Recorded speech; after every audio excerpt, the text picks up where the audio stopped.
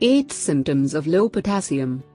Potassium is important for nerve functions, muscle strength and a healthy cardiovascular system. Therefore, it is important to know the signs of low potassium, so you can cover the shortage and get back on track without any major complications. Here are the symptoms that you are low in potassium. 1. Heart palpitations. There are lots of things that can cause heart palpitation and low potassium is one of them. These heart palpitations can range in severity from very slight to very noticeable. Therefore, it is best to monitor on the frequency and adjust your diet accordingly. 2. Fatigue. General fatigue is one of the most common symptoms of low potassium. This would be fatigue that is not the result of overexertion, but it encompasses your whole body, with no explainable cause. 3. Faintness or dizziness. A huge drop in potassium levels can slow down your heartbeat, which is enough to make you feel faint or pass out. This is not common and some other factors can be the cause, but if you ever experience this, see your doctor as soon as possible.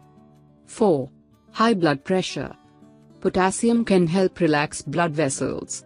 Without enough potassium, blood vessels can become constricted, causing blood pressure to soar. If you have noticed that your blood pressure is high, consult your doctor to determine if low potassium is the cause. 5. Muscle weakness.